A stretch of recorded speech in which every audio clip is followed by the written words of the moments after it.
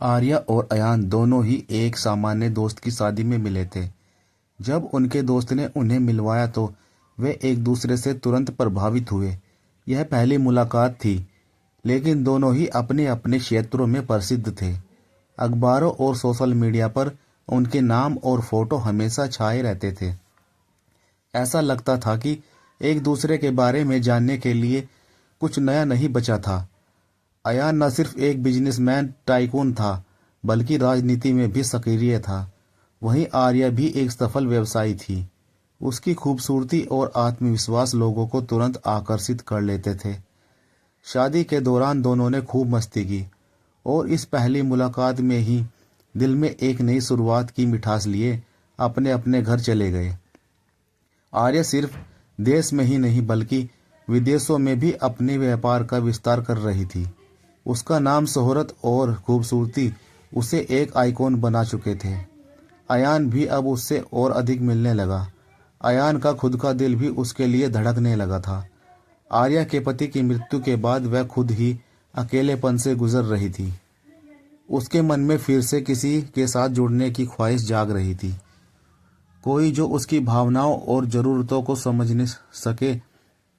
दोनों की मुलाकातें बढ़ती गई और एक दिन जब अयान ने उससे अपने दिल की बात कह डाली तो आर्या का दिल भी उस तरफ झुक गया।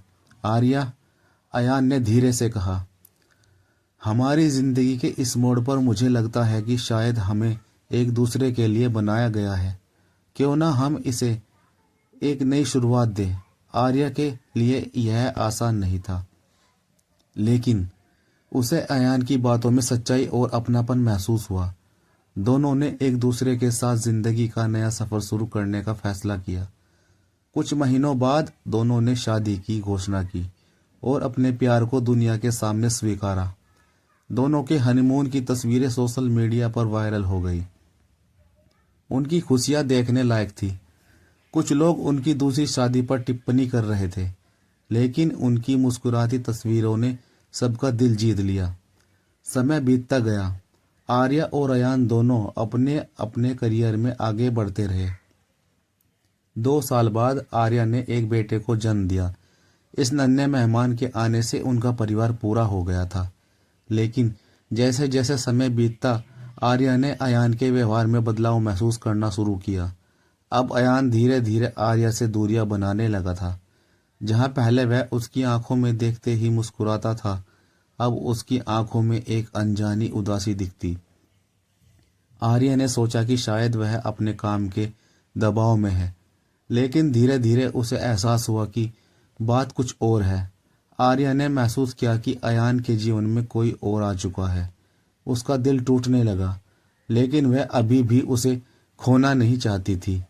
उसने कोशिश की कि वह अपने परिवार को टूटने से बचा सके, लेकिन अयान अब पहले जैसा नहीं रहा। फिर एक दिन आर्या ने अपने दिल की बात सोशल मीडिया पर साझा की। मैं यह सब आपसे इसलिए कह रही हूँ क्योंकि मैं अब और सहन नहीं कर सकती। मेरे पति का किसी और महिला के साथ रिश्ता है। यह खबर जंगल में आग की तरह फैल गई। मीडिया में उनके रिश्ते पर तरह तरह की बातें होने लगी। अयान को अपनी प्रतिष्ठा की चिंता सताने लगी। उसने आर्या से कहा, यह सब क्यों कर रही हो? इससे क्या हासिल होगा? जो हो गया उसे भूल जाओ और हम फिर से अपने रिश्ते को एक मौका दें। आर्या ने सोचा कि शायद अयान सच कह रहा है। उसने एक बार फिर से अपने दिल को मजबूत किया और दोनों ने एक संयुक्त बयान जारी किया। हमारे बीच जो हुआ वह सिर्फ एक गलतफहमी थी।